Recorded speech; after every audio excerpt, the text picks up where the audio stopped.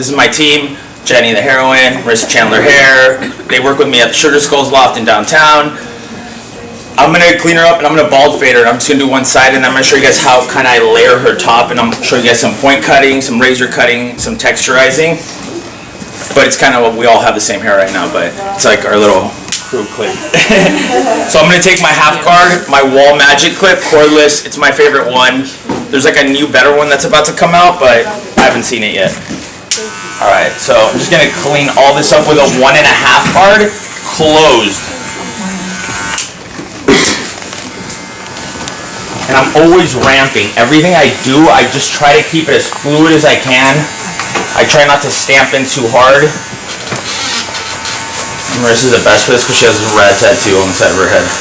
What do you mean by ramping? More like a scooping action? Yeah, exactly. The whole time I'm almost just trying to scoop out instead of like, the head curves on the inside, so I don't want to stamp all the way there or it's going to be a full undercut.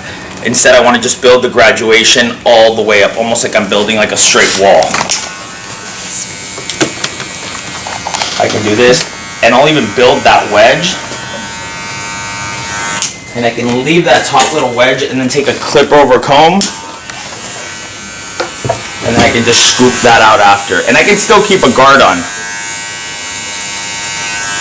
The guard always helps you it gives you a buffer. So if you take off the guard, you may stamp in too much. So I always tell everybody, I'm like, even when you start doing clipper over comb, throw one guard on and just close it.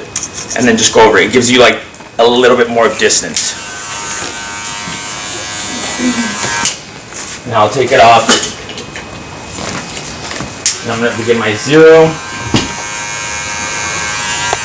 And this is where everybody used to say corners. But I'm actually going to use my trimmer, which always used to confuse me, but it just means like twist the blade. Don't use the whole blade to do this. So I'm going to go off the side. I remember when I started school here, Miss Nigeli was just like first starting these videos, and we were like, this is nuts. But now they're like so awesome. Yeah. So I'll do just a bottom little line. I just create my first little guideline. Marissa, I'm sorry, my hands are freezing right now. That's cool.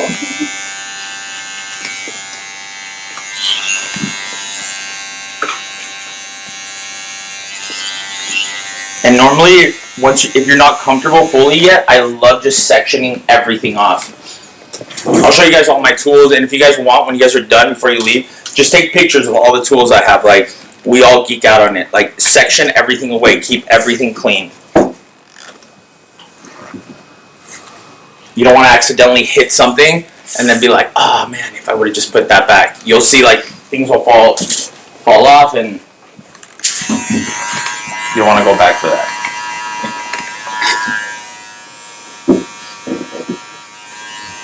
So I'll just keep brushing. I always keep a brush in my hand. Always get used to that. If you have a comb, a brush, these are the little boar bristle brushes. Always scoop. Hair will stick to skin. Especially if there's any moisture and you'll think you're still trying to dig out a line, but it'll just be hair on top of it and you'll brush and you'll be like, oh, now it's clean.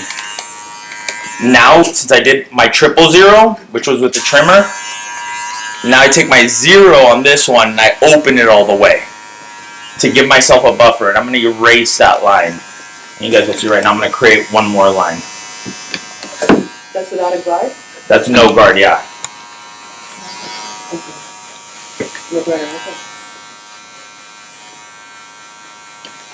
Marissa's been dying for a haircut, and I was like, you have to wait till next week. I need to use you as my model.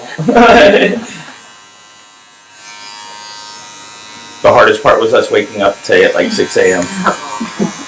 We appreciate it. No, but that's the best. Like, seriously, like, even after school, like, I just woke up every day at like 7 a.m. no matter what for like 3 years. It was just like, I was like, oh my god, I'm late to school. And I was like, oh no, I'm done. I'm getting great.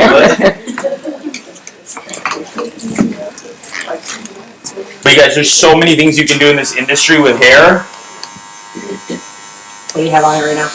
Right now I have a half guard on, and I opened it. So it pretty much makes it a 1.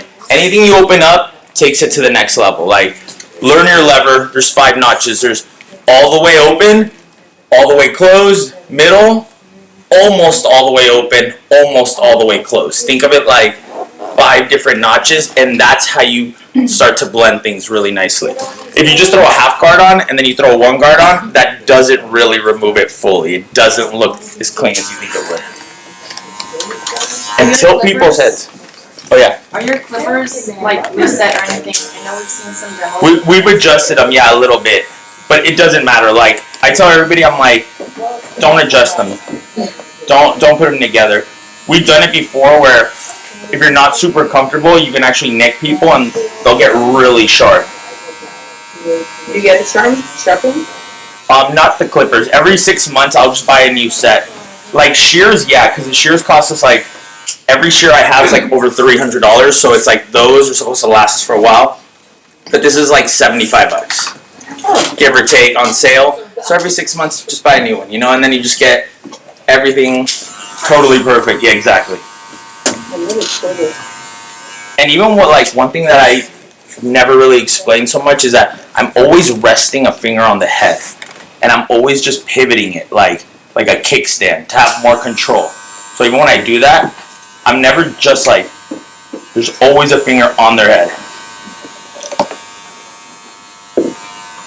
Close it a little bit and listen for it. This guy, Freddie Razzo, taught me this. He went, most great barbers can just listen for a cut. They don't even have to see it. They know if it's still cutting. And that's why I feel like if it's too loud, you can even tell. You just open the guard, close it a little bit, close it more.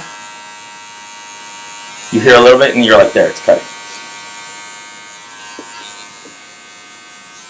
And once you get that, it becomes mechanical. In the beginning, you have to be so precise, and it's almost annoying in the beginning. Like, even when you're doing sections, checking your guide. Like, when you create a guide and you get your next section, this used to be me. I used to do the top. I'd be like, there's my guide.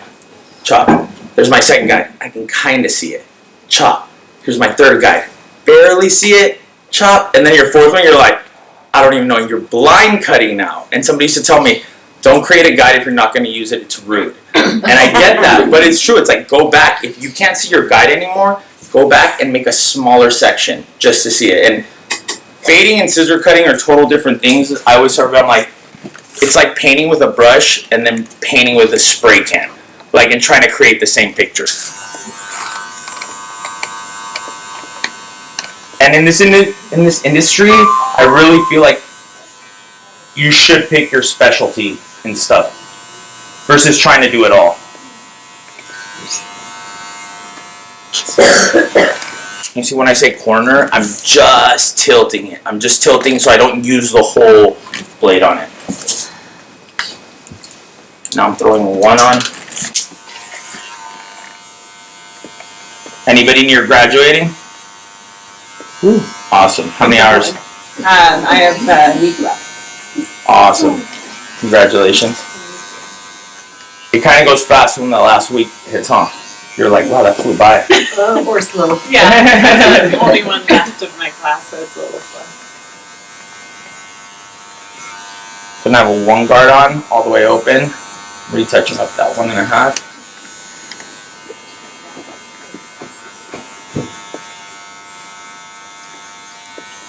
Is it still 1,600 hours? Mm-hmm. Awesome. Carlos, did you get your barber license?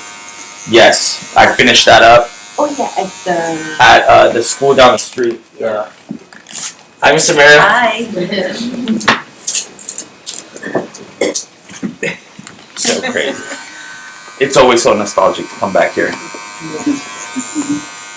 I can show you a picture on the wall with that long hair. Oh yeah. Much my hair. I'm trying to grow it back into that old haircut. And I tell everybody too, I'm like, right now you guys are hairdressers, try everything right now in school. When you're in school, this is your only time to mess up. Once you guys graduate, like, do everybody's hair right now.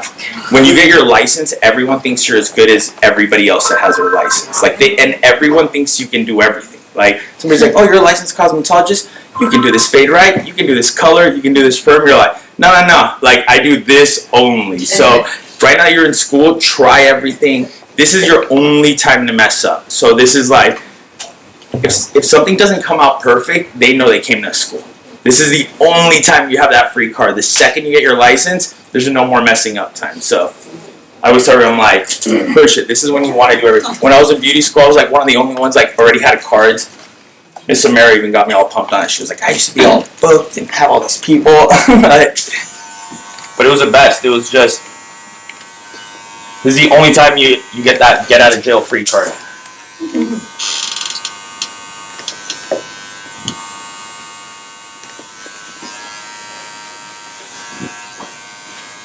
When you were here, did you concentrate more on men's haircuts or? I was trying to do it all. Yeah.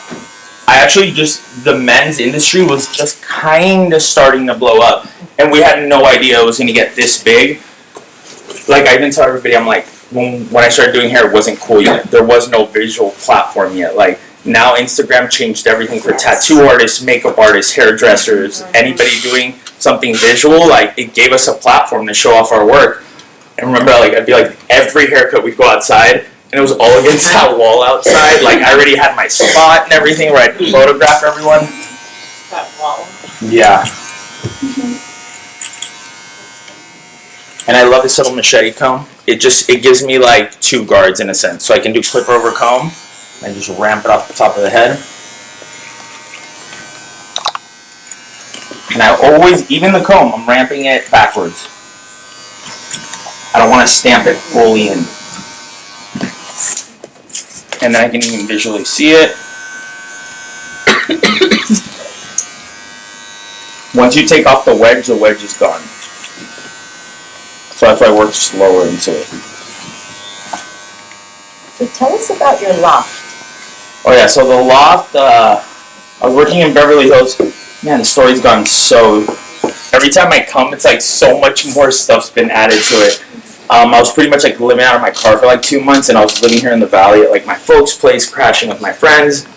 Got a job in Beverly Hills, and I was making about like $4,000 a month there, and they were taking 50% commission. So that was a lot, and I was like out of my car, and I was like, there's like $2,000 that's just going there. I was like, I should be able to get a place for that much money. So all of a sudden downtown I was doing work live, and I was just like, oh, maybe I can get like a spot and just work and live out of there. So I found a cool spot that I felt like I could turn into half a salon, half my apartment, and I've just been doing it for like 3.5 years now, and it turned out to be this cool thing, and I just started inviting my friends over, and I just collab with everybody. I just find different artists, and I'm just like, I invite them over, and people I meet like at hair shows or whatever that I just connect with, and I'm like, hey, you have good energy, and they just come over and they do their specialty. Somebody can be a colorist, and then I'll fade somebody up on the side, and I'll be like, yo, collab with this person and this person. And it just got cool, and we just started shooting videos, and it worked. It was just crazy because everybody's like, that's not going to work, and I was like, all right, well, I'm going to try it because I got nothing else to do. Like, I'm like, this is the best I have right now. And I just kept pushing, and it turned out to be a great thing. And right now downtown's just, it's super fun. It just has like a cool artsy vibe. And so how did you build your clientele out there? The clientele, no joke, like it started here. Like everything was like so core where I'm like, I was working at Nordstrom part-time right here at Topanga. And I was a stylist, and I'd work there from 4:30 to 10, and I'd come here from 8 to 2:30. And then I'd like get a half-hour break to run home, eat, shower, go to my other job. But that just like, from the beginning, I'd always start getting everybody to just be like, yo, come to my school, dude. It's like $5 haircuts, bro. Just come in. And I would just bust out everybody. Every day I'd have at least like 2 clients that would come in from like working. And when you work somewhere else and you bring them in, that's your word of mouth. Like, that's your promotion. Like, that's your ad. It's like walking around where you work, and people would be like, yo, you cut Jason's hair? Like, that looks sick. Like, and I was like, oh, thanks, man. Yeah, swing by anytime. And it takes a long time to build a clientele. And even I tell everybody, I'm like, when I moved from Woodland Hills to West Hollywood, I lost I was super confident. When I left school, I was like, I'm not going to lose clients. Like, but anywhere you move, you're going to lose clients. So it takes a really long time to build a consistent clientele. And as much as I love teaching classes, my clients are what keep me afloat. Like, they're the ones that, like, for the most part, pay my bills and everything. Oh yeah, and I brought you guys, like, to show you guys a product line. I'm almost done with it. But yeah, I've been like, yeah, ever since I was like in beauty school, I used to always be like, yeah, I'm gonna start a men's product line one day. And we're almost there, but That is great. You know So what? proud of We you. ordered from you for our night barber class. Yeah, we're doing the barber class. Yes. We're ordering. we're tweaking one last formulation on it. We're just gonna make it a little bit lighter just because it's a tiny bit heavy. But it's just something I always talked about that I wanted. This is the first time in my life, our dad's life, our grandpa's life, that men can actually ask about their hair. Like, what's up? Can you tell us a little bit more of like the process that you have to do to like do a home-based business? Like what is like the city was asking from you? How do you set up your business? Like were you a sole proprietor? Exactly, sole proprietor, and now I'm launching everything through my product line under a business. But for the most part, it was all my W-9 as sole proprietor. Super good question. And it was a ton of work. Like, that part's probably like the most annoying part about the whole thing. But it's still like if you come to downtown and you see the lofts, half of them are businesses. Half of the whole building, like there's painters, there's just people doing graphic design, they're shooting movies in half of them. So it just kind of keeps it a little bit easier. But going through that, it was kind of a pain in the butt. That was the hardest thing. Going through the city, calling state board, all that stuff. But so what's your main question? Did the city require you to have the separate bathroom? Yeah, you need to have an emergency exit. You need to have an emergency exit and a separate bathroom with piping. Okay, and is it different piping for it? Do you have like what do you do with your waste, like your coloring and stuff? We don't do coloring. We just do cutting at our spot, so we didn't have to deal with that. Okay. And I was starting, I'm like, when I'm doing my fades, I'm not looking to just erase it completely. I'm just slowly trying to soften it. Like everything I see that's like chunky, I slowly just work my way down and soften it. And by down, it's just like have the guard open, and then I'll tap it down a little bit. Then I'll go halfway. Then I'll close it, open it, and it's just the 5 notches that I do. Right here where the head rounds forward, I'll bring the comb forward, and I'll clip over comb that.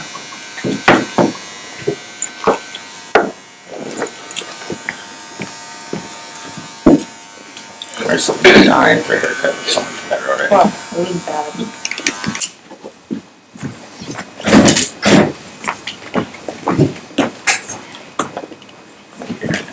I'm gonna have Jen check.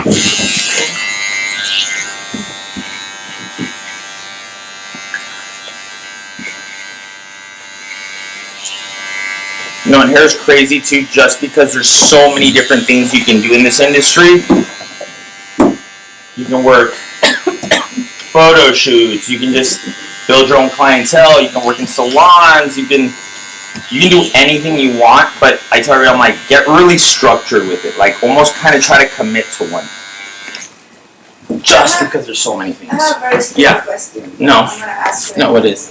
So the clippers in zero, they don't ever cut the skin unless there's a mole or something, right? They'll cut it if you adjust the blades. Like, what people do is, like, when they come stock, there's a little bit of a gap so it can't cut anybody. But when some barbers adjust them, they put the 2 blades, like there's a cutting blade and a still blade, and they'll put them even closer together. And if you go into it, like, that's why even when I say ramping, I almost want to keep it flat against the skin. But once my clippers are adjusted and my blade's closed, if I push in like that, it could nick somebody's neck. So you just have to be careful that you're not like digging in and you're more just gently ramping out. Like, you just want to keep it flat against the skin. And if they're not adjusting, you turn them around to the designs, do they cut? Or No, they won't. They won't cut. I can go into it and do little parts of it in that section. I'd already done it with the trimmer. What's that? How about with your trimmer? With the trimmer, same thing. Sometimes they adjust them. I don't like adjusting them. To me, I'm like, some barbers that are like, oh, I need that super crisp, blurry fade, like, which to me, I'm like, that's not where people look at you. Nobody's ever came up to a dude and been like, dang, that fade's sexy as, like, it's just like, unless it's a barber girl, like, trying to get him as a client. So it's just, people only come up to you and say 2 things. They either say nice hair or they don't say anything at all. That's it. Like, so it's got to be all of it. What clippers do you use that gives you that amazing clean shape look? Because the ones we have, the peanut and slice, it doesn't do that. Yeah. Just smooth skin, you know? No, I was gonna tell you, like, take a picture of all this stuff. Like, the ones we use were just, it's the Wall Magic Clip cordless, and then the end is Slimline Pro 2. Alright, can you shampoo her? Where can she shampoo? Yeah, I mean, it's Alright, cool. Yeah, these two are my favorite. These two, they finally, when I was in school, there was no such thing as good cordless ones.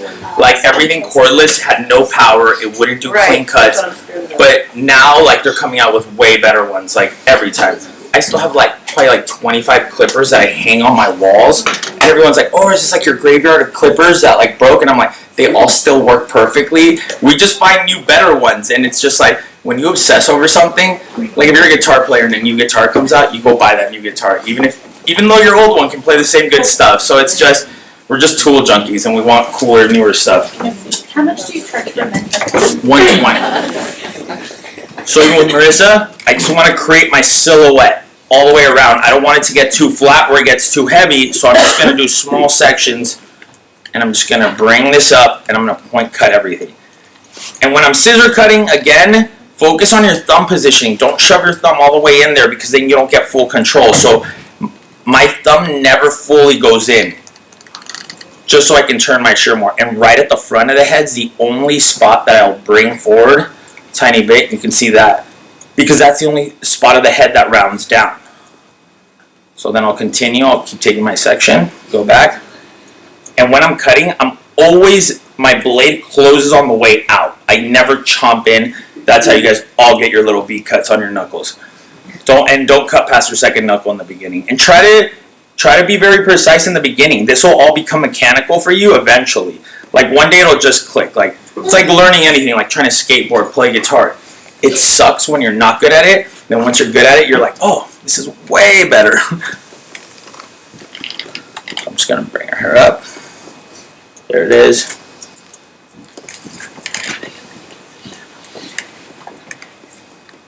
And you guys take as many advanced courses as you guys can. There's a lot of Sassoon stuff. Like, Sassoon was really like the ones that were so tedious. Like, I did a 5-day course at Vidal Sassoon in Santa Monica, and they would just make you do like 6 or 7 sections on the top. Bring that little section into the next one. Perfect. Like, it was just, oh my gosh, like, so tedious. But again, it got me strong where now I can take shortcuts through it. Is that the master cutting class that they have? No, I didn't take I took the ABC, the 5-day course, yeah.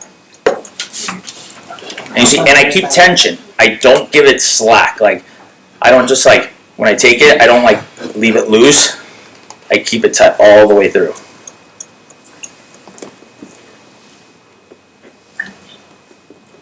Take it, I'll round it in. And I love to point cut everything. Nobody wants, like, a super still bob. Like, unless you're a perfect model with, like, the most symmetrical face, can you rock, like, the most rounded bob? Like, everybody wants layer, soft movement, textured hair. Especially mine. Yeah. Yeah, if somebody cut me like a perfect, like, nobody wants a flat top in a sense. So what's the most difficult cut you've done for this hair? Oh, man. So many. So many things that you just get so uncomfortable with. But in the beginning, that's why I say, like, do that in school right now. Right now in school, try everything. Like, I had to do a bunch of perms. Like, that was, like, so tedious. Like, ladies are just doing, like, the little rolls. Yeah, that's too thick, it's too wide, you're off base. I'm like, what? But it got me good at everything. It gets you good at... This is the hardest part about hair, is being able to section, have tension, grab it, and scissor control. And all those little tedious things gave me, like, better control than most people. And especially, I love it that I went into men's hair, but I studied women's hair. Like, when I came here, I wanted to do women's hair. And it was just the year Instagram came out, and that was, like, right when the whole barbering scene started to blow up. And then I was just like, hey, I'm doing good with this. I should just try this all the way. And I remember everybody being like, you're not going to make any money doing men's hair. And I was like, I'm going to try. I'm going to try to be the best men's hair cutter in LA. Like, all crazy like that. Just like, I just shot for, like, the highest goal I could. I'm like, I'm going to be the best at it.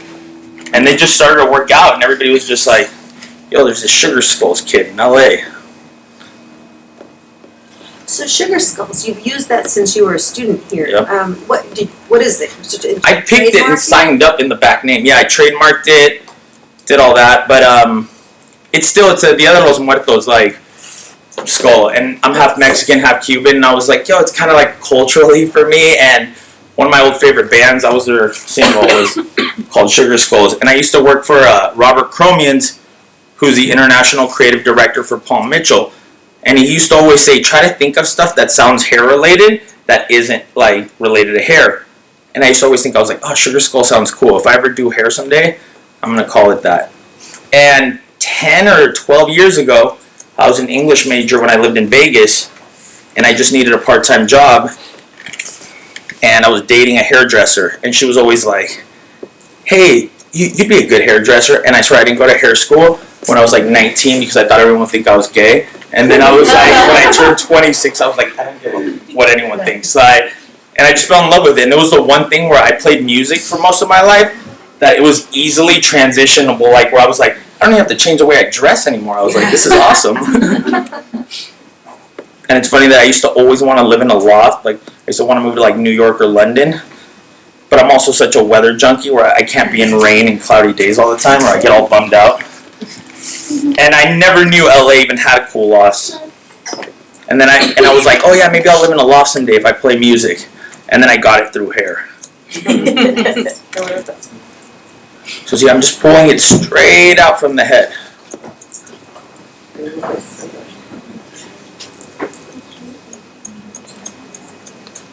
And I'm just doing this just because I want it to sit better. Like once her hair starts getting, she has super sick hair, super thick, but once it starts getting too long, it just gets flat. So I'm just bringing it up just to give her that silhouette again that fits her good. You thin her out too? No, not really. And even this side, I'll razor cut it. Did we bring the razor? Yes. No. There's always like one thing I forget every time. I'll like show up and I'll forget a cape. I'll do like a house call and I'm like, all right, do you guys have any towels? Watch, it'll happen. All right, so I'm not gonna chop a bunch off. I love her shape. I'm gonna just bring this straight out. What's the F? What's that? The F on the shape? It's a razor. Oh, it's like a razor. It was this guy, I think his Instagram's like Fast Fade or something like that. So here's my layer and I just want to soften it. And me and Jenny did a thing the other day where I was telling her, I'm like, you want to just get that, your dexterity. Like when you're not used to these tools, you're going to be like you don't want to be choppy. You want to be fluid with it. Like, so I'll take that and I'll over direct that section back to save my length in the front. And I'm just dusting it. I just want to reshape it. And as long as I pull it all out, I'm not hitting any of the length. I'm only going to hit the length if I go down with it.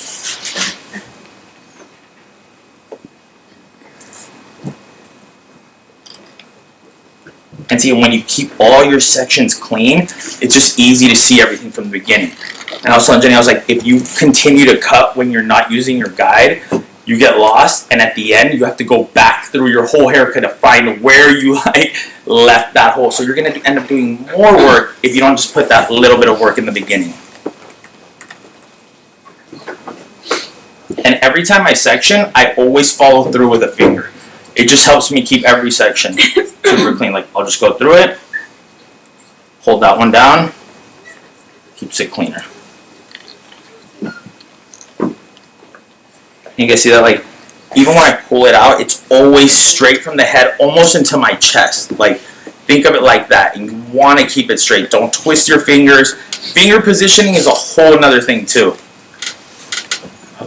Don't move your head, Chris. And just this front right here, I can see just where that little weight. I'm just going to feather that out.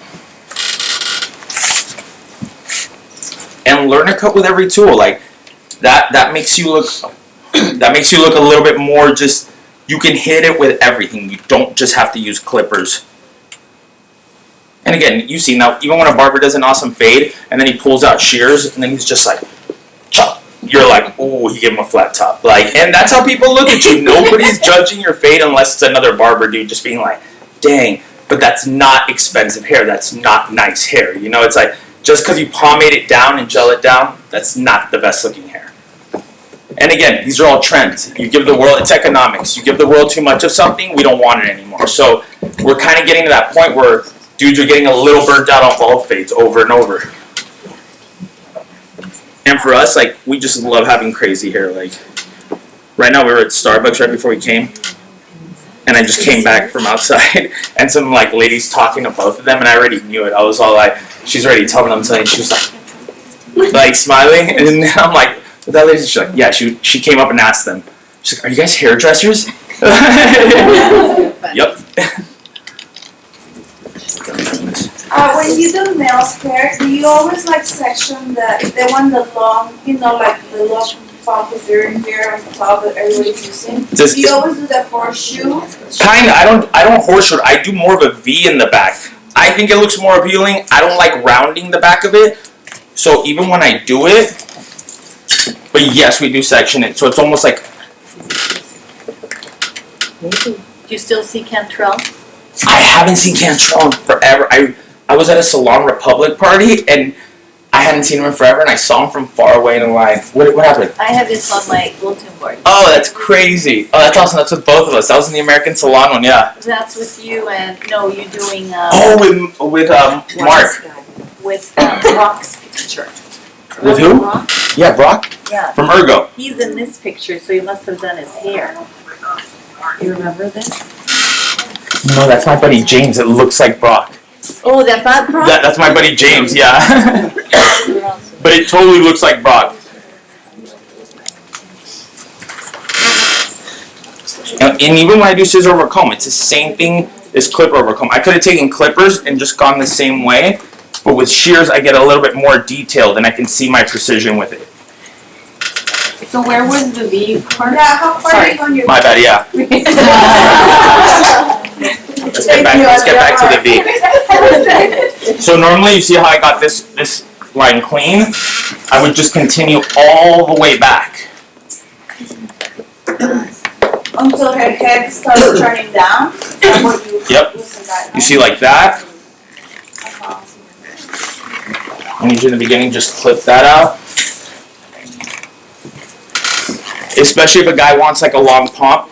I think it looks better than one of my buddies called it a south side fade, where like you go to like a Hispanic barbershop and they like fade you up past your crown. So they just leave you just with the little top portion. And I'm like, I hate that. Like, that's the worst. Like, now that guy has to grow that cowlick out where it's just going to sprout out for like 3 months unless he keeps shaving it down. So I love using the back of, and most guys, everybody, like, we all have a flat head right here. So we want volume here because that's your profile. We want that to look like a nice shape. So do we go past that flat part and then just do your V right there? I go off the widest point. I don't like to call it a recession in front of dudes because then guys are like, oh, I'm receding. So it's just like your widow's peak, the widest point of the widow's peak, and then I V it symmetrically back from the widest point because I want to keep the most hair on top, and then I slowly V it right into the back. What if you had a dude that has like more normal, not normal, but like traditional men's hair, and they were like, I want to grow out my hair and have a long pomp. What's the best way for someone to do that? Stop cutting their top, just keep cutting their sides short and let it grow. And I tell every guy, I'm like, this point of your head's taller than this point of your head. And sometimes they're like, oh, really? And I'm like, dude, that's everybody. Every skull goes that way. I just tell them that, and I'm like, so hair grows like this from a shaved head. It's going to grow quicker or taller on the back. So I'm like, when we do a guy's pomp, we have to tilt it back down. Even if they want to wear it forward, we want more volume in the back to move it. Even if you wanted to wear it down, or if he lays it back, we want the layers to sit together. So you over direct to the back, so this is shorter? I always over direct almost everything I cut to the back. Okay. Even when I'm cutting it horizontally, I'll bring it back and then point cut it. Get that volume over Yeah, because if you take it forward, that's it. Like, you're stuck at that shortness. And then you have to bring the back of the head shorter.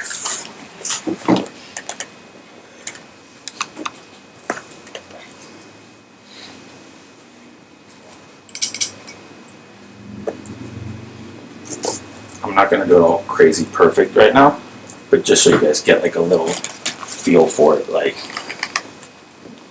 you see how I start to V it? Where I could have horseshoed it like higher all the way around, but I'd rather keep that. Because then I can still bring it up more if I want to. I can still horseshoe that. But if you horseshoe that, you can't bring it back to a V. You already cut it all off. Like, so I'd rather always give myself more length so I can go in than just take it off and be like, because that's the thing with cutting. Like coloring, you can always correct something. With cutting, once it's gone, that's it. There's no going back. Like, awesome. Can you do the same with that to get a quip?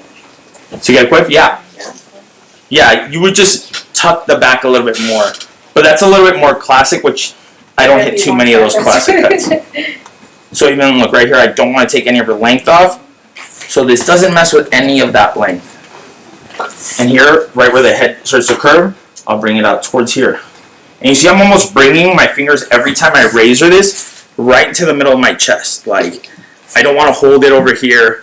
I don't want, then you're over directing hair.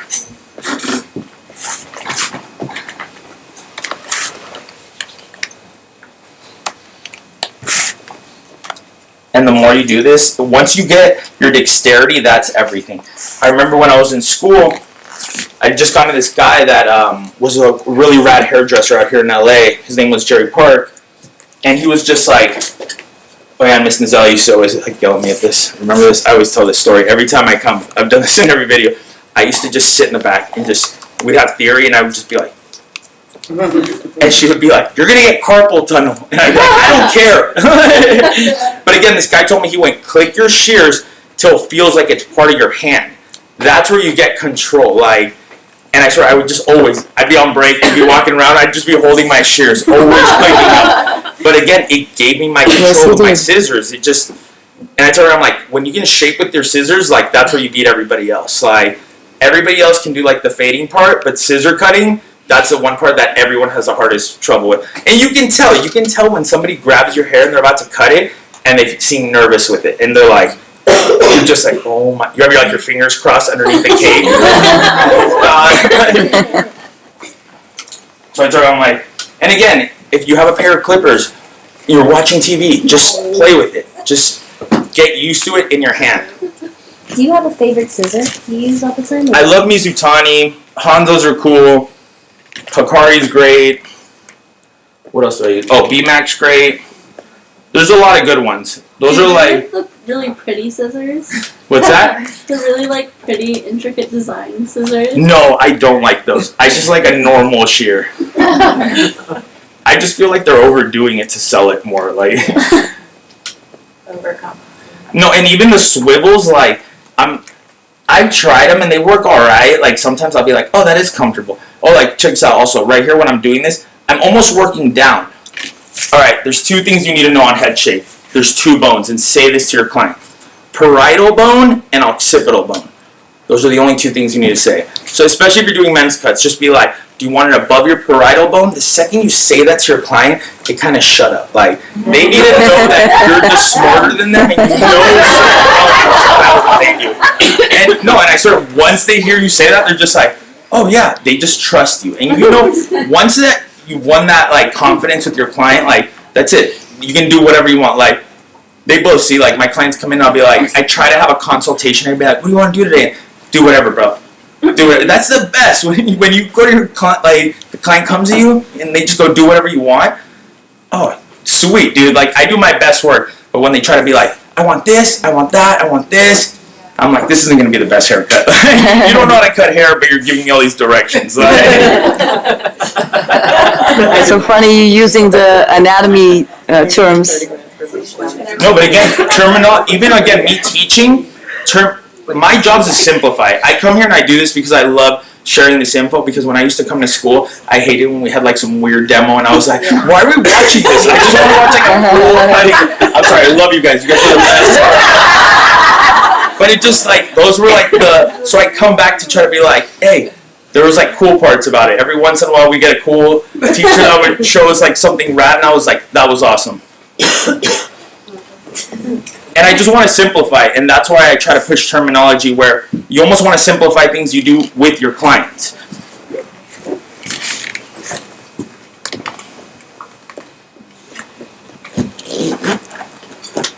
Are you still following a guideline?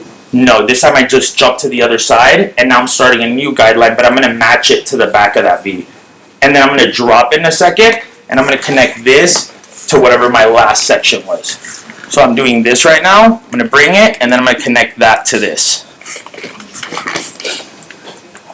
You know how anatomy was boring?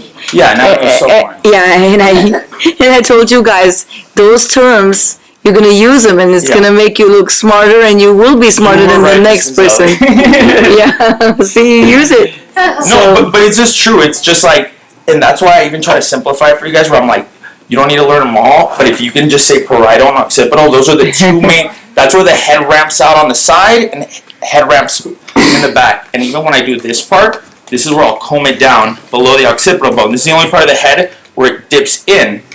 So I'll push their head down, and this is where I dip in a little bit more. And look, you can see the weight building up right here at the bottom.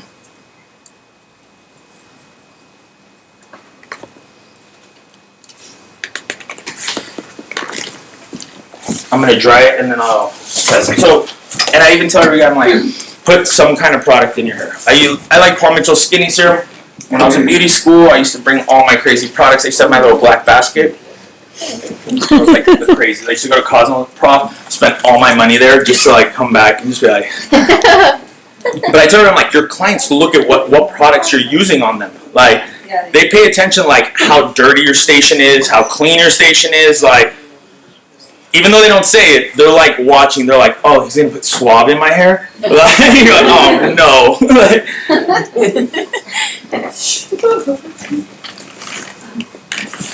And then I remember I had one client go, "Yeah, dude, I was going to this barber and he cut my hair wet and then he cut my hair dry, so I knew he didn't know what he was doing." And I was like, "Dude, he was cross-checking it." Now I get to throw it out. Like when I blow dry, I put heat and tension. I'm gonna dry it all the way, extend it out, and then I'll knock it back down with product. But I get to check it one more time. So while I'm drying it, I'll see if something's off. If one piece comes out, I'm like, cool, I'll chisel that out.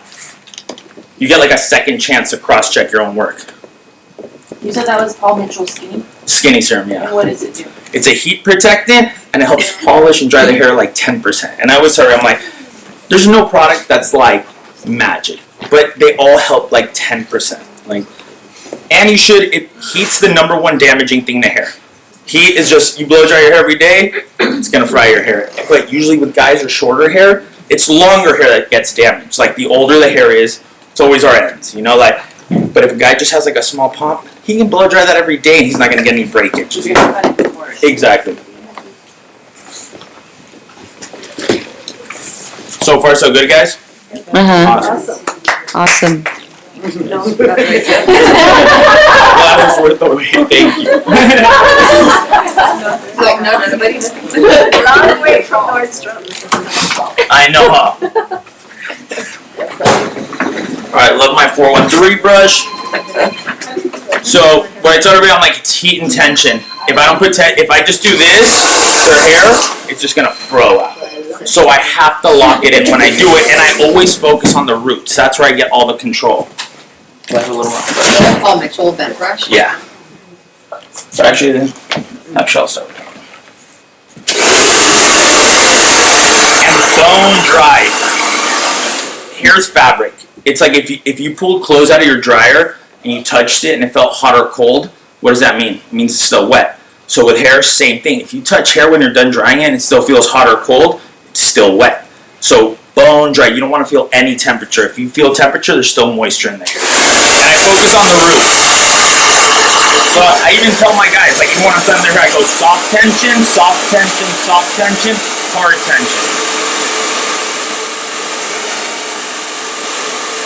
And I throw it out. Make it as big as you can.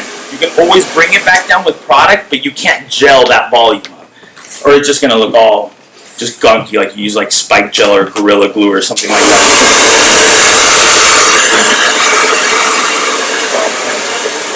And I wrap it. I use your head almost like an ironing board.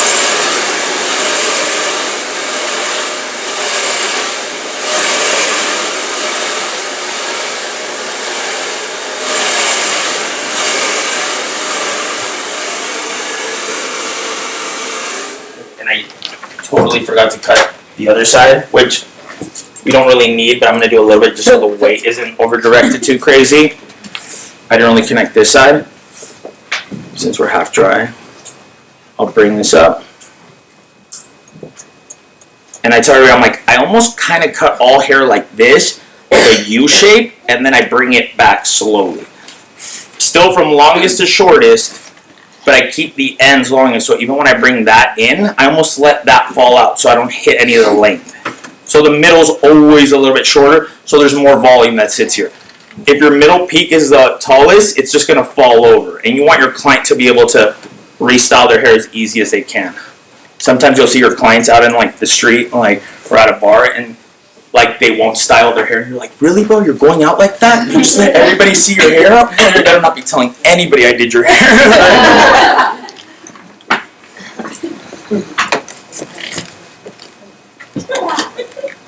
There it is.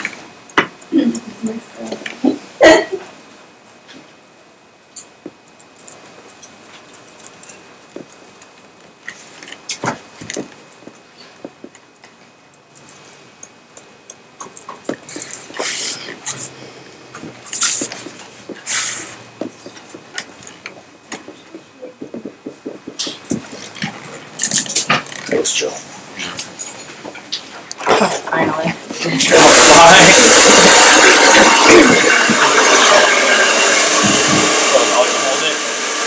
This is still soft tension. Hard tension, I like reverse it, and I'm always focusing all the heat on the root. The ends are going to dry up eventually.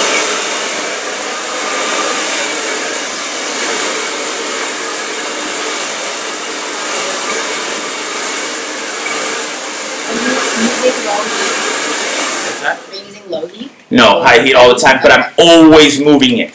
I don't hold it in one spot. If you hold it in one spot, you'll burn it. So just, and I'm always following my brush, like, just because it takes forever.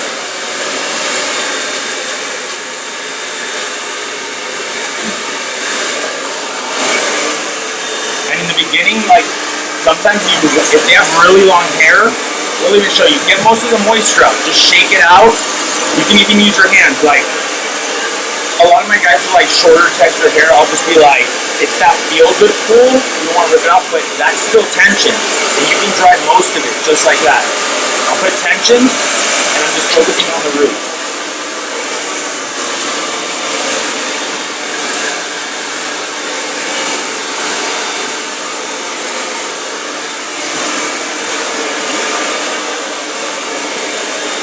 Like, what's a flat iron do? What does an iron do? It's heat and tension. It's always heat and tension. Even a blow dryer is heat and tension. And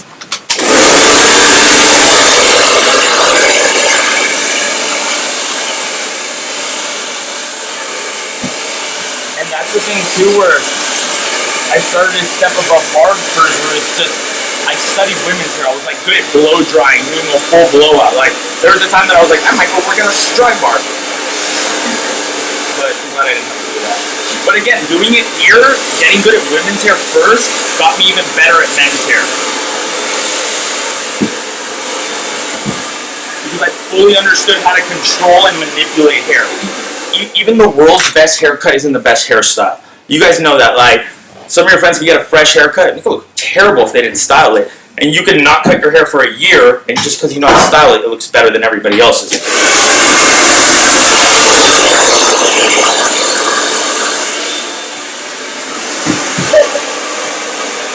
You teach your clients all these techniques, that's what they pay for.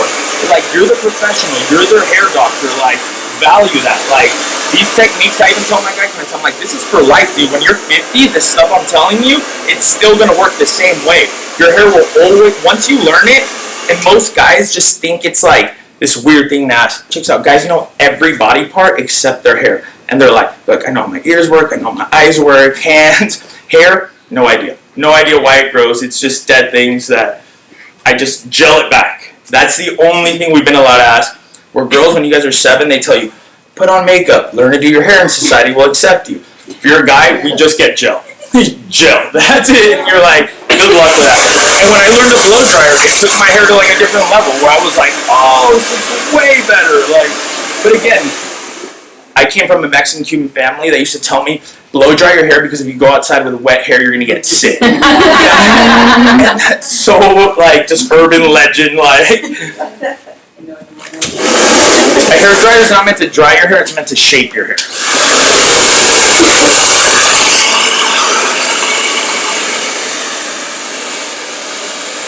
She has so much hair. And I'll leave it in the middle. Like I said, bone dry.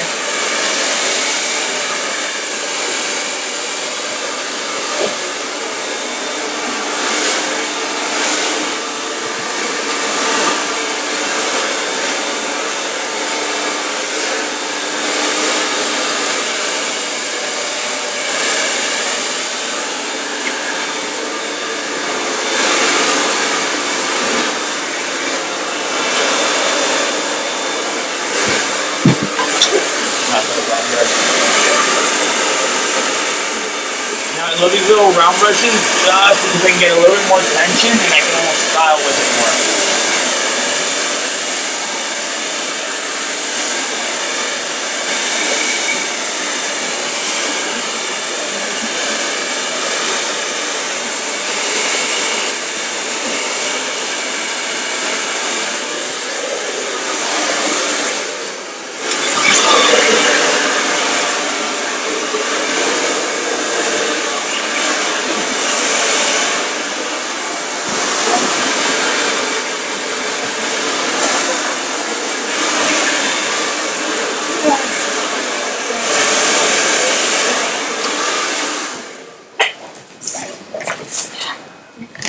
Right here, see, look. Right. So now it's fully almost bone dry.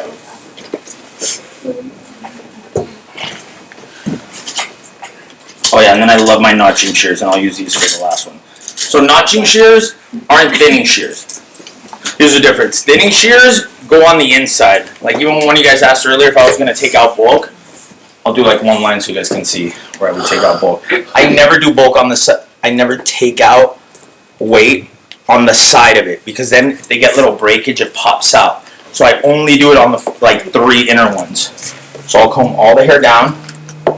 I'll section it. I'll take the same section like I was cutting it from longest to shortest. And then from the inside, still the same direction I'll go. But see, if I did that on the outside, now I broke little hairs on the inside to hold the hair together. So now it gives her like little kickstands that are going to help create more volume there. Then I'll take my next section, drop out what I don't want. I don't want to hit it all the way around any perimeter. If I do it in the front, there's going to be little pokies right in the front. And I'll just do like 3. So for somebody that has very like thin black hair here, that helps to do it like A little bit, yeah. That one's, I have to see it to like really be like, yes. There's some where I wouldn't do it. Some I'm like, only if they have full hair, right? They're thinning out, no way. exactly. Like sometimes it does help. Like if a guy's thinning and you bleach him out, it bulks the hair up, and then you could dye it back to dark. But it's also going to damage some hair, you know. So there's just a little silver lining With the between. notching shears, you have more spaces in between. That's why you're not getting too many. Exactly. So now I'm going to use the notching ones. And notching shears have, these cut a ton. If I would have done that little trick like underneath on that, that would have just chunked out a bunch of holes right now. So this, I only go on the outside. So I always started thinning shears on the inside, notching shears on the outside of my hand. Oh, you did the thinning shears. Those were the thinning shears, yeah. Okay. And look, What do they have? so this makes almost a blunt line, but it's like I point cut it. Just thinning. Yeah, so look, even when I drop it, it's just to remove that weight. Look, you guys can see this. You can see right where that weight is right there. Yeah. I can almost grab it. I'll bring it up. There it is.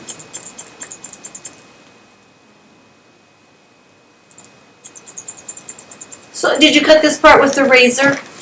But just down here, I brought it straight out, and I had this sectioned off. That's why the weight's still beveling over. Yeah, but even though you I cut didn't the cut razor. any of the top with the notching shears. But I tell you, I'm like, it's almost the same technique. It's like almost like if I would have point cut it. Like I can totally use my normal shears and go into it But if you're not comfortable doing that, these are great for that. Looking right there, there's one last piece.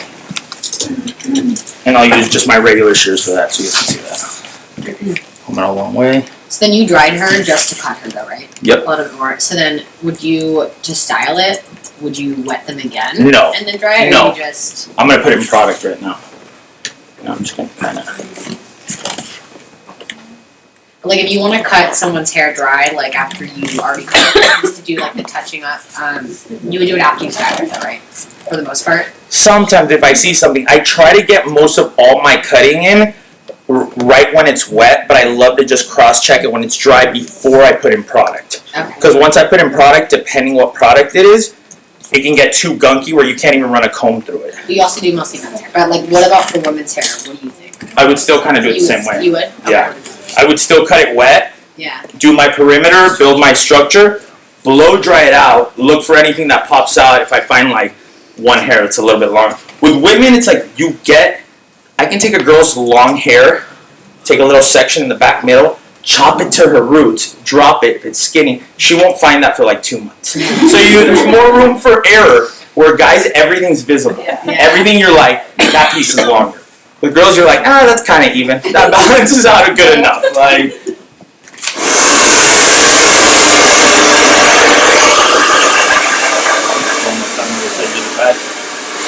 I'm so happy. so I have the sickest hair ever. I'm always like, I wish I had your hair. And I'll just take these last ones and I'll push this all over and I'll just usually cut anything that I see popping out.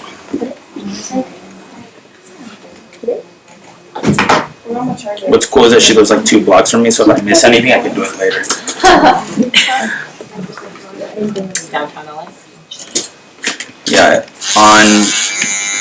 I'm on Main and 6th, and Marissa, yeah, and Marissa's on what, 8th and Broadway? 9th and Broadway.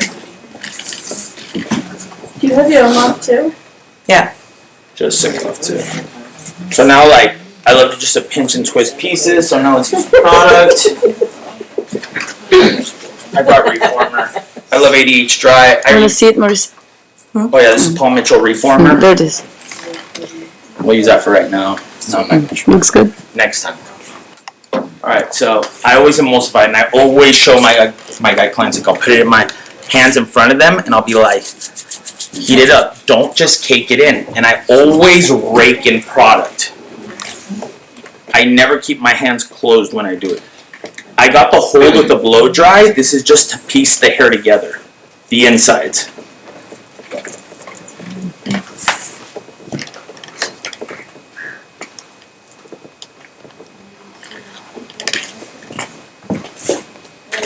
And I always start with way less, add more. Don't cake it in yet.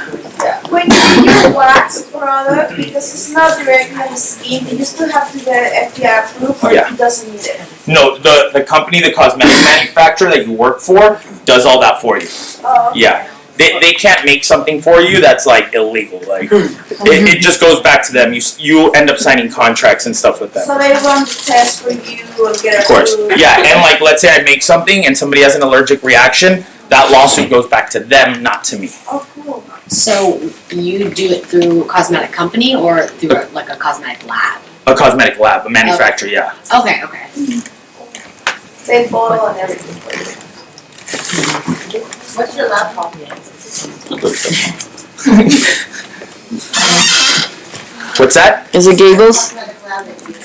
I'm not like, they made us all sign a non-disclosure and I haven't released my product line, but I swear like probably next time I come, I'll tell you.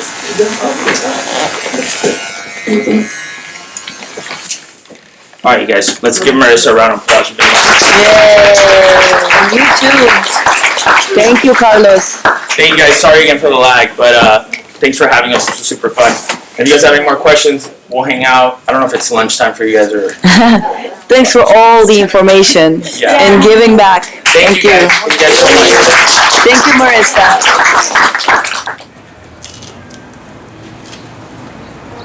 Thank you.